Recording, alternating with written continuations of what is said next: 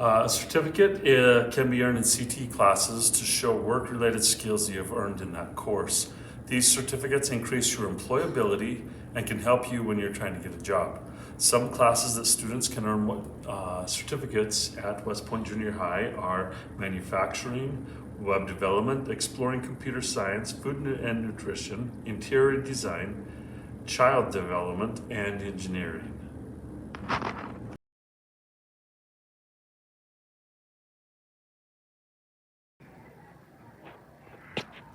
The Catalyst Center is located in Kaysville, and you can get out of your regular high school and go to the Catalyst Center to explore more options in CTE areas as long as you get accepted to their program, and you can apply as early as 10th grade.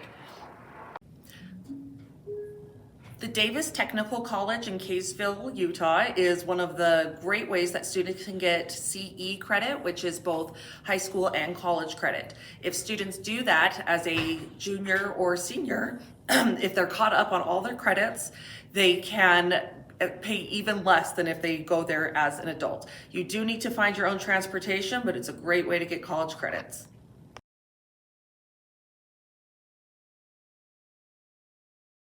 From a community college, a junior college, an online university, and even some of the four-year universities offer that in the United States.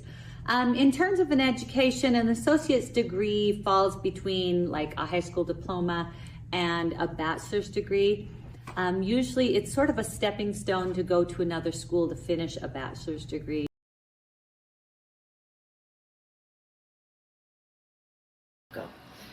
I would like to talk about a bachelor's degree today.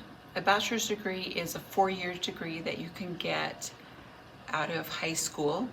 It is something that can be received a little bit quicker than the 4 years by taking concurrent enrollment classes and AB classes in high school, and that can kind of get you further along in your degree. But don't think that you have to wait to prepare for that. It's something you can prepare for now by getting good study habits, and also being observant about what you like and what you dislike, because it's important to know what course you would like to pursue when you get into your bachelor's degree. That way you're not wasting a lot of money trying to explore. So it's good to explore early and decide what it is that you would like to pursue so that you can kind of have that in mind before you get started.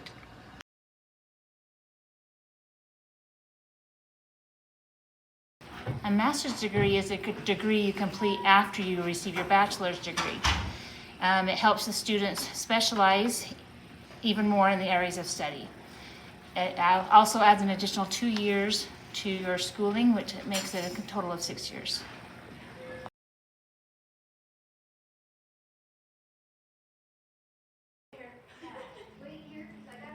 Hi. So after you've achieved a bachelor's degree and then you go on to obtain your master's degree, now there is the highest academic degree that you can have, which is a PhD, which is short for Doctor of Philosophy.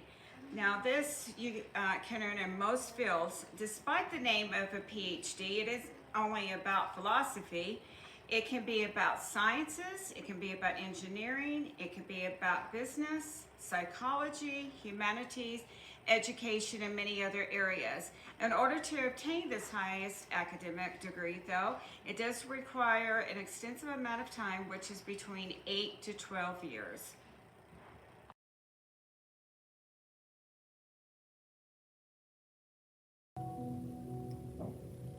Hi, I'm Miss Holland, and I want to tell you a little bit about AP and CE classes.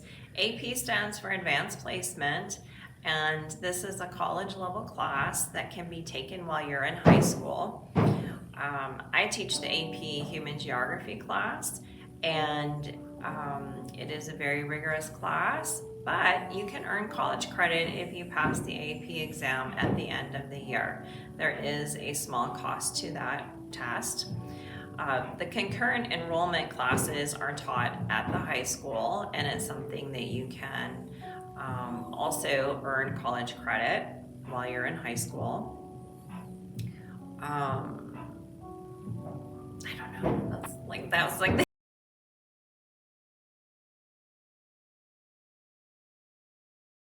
Getting ready to go to college? The free application for federal student aid, or FAFSA, is for you.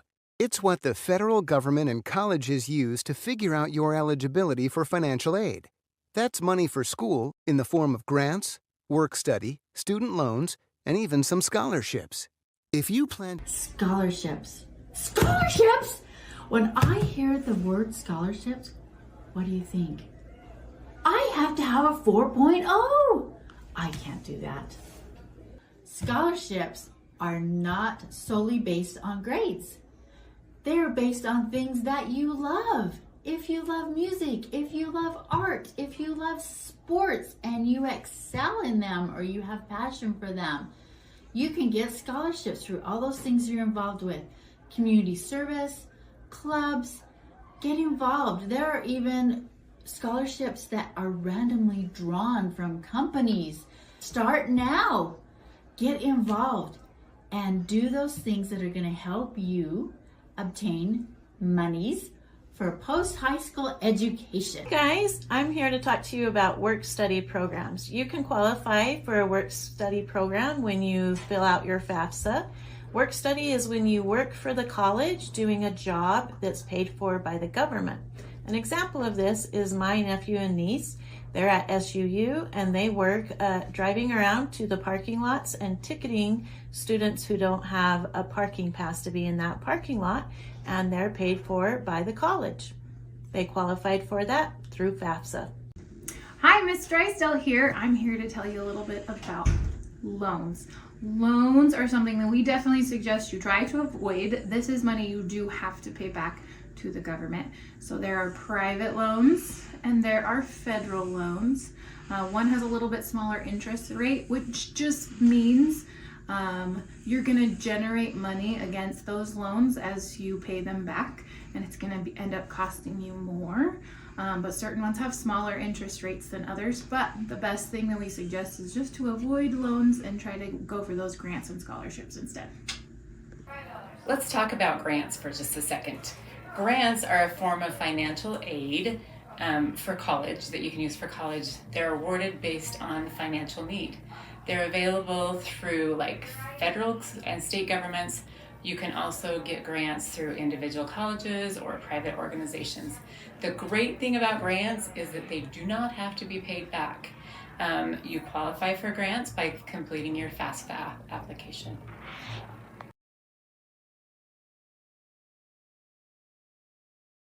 I'd say the most useful thing you can learn right now is how to be a self-starter. So in other words, doing your own homework without mom nagging you. Because when you go away to college, there's no one going to tell you to do your homework, and a lot of freshmen just flunk out of college and because they don't know how to do their own homework. There isn't a professor going to say, you've got to do this today and you know, sending you emails. You're going to have to get yourself out of bed and get yourself going. So learning how to be a little independent right now is awesome for college. Okay. Hi, it's Mrs. James, the librarian. And I just wanted to put out there, I know you're learning about how important education is and bettering yourself. A key to that in junior high is reading. Learn about those opportunities and become literate, because in every career field, you do need to be able to read and process information. And you can start that now. My advice to you as 7th graders is to please take notes during class. In college, you're going to rely on notes so you do well on assessments, and you need to use those study skills so you're prepared for the assessment the first time. Usually in college, there's not any retakes available, so it's really critical for you to take notes and listen during class so you're prepared for your assessments. Volunteer your time. It can help you win scholarships and awards and help set you apart from others. Guys, my number one advice for preparing for college now would be to make a habit to come to school and to come to school on time. I have a lot of students that are absent a lot, and that's why they fall behind and tend to have low grades. So if you just come to class, I promise you'll have great grades and you'll be ready for college.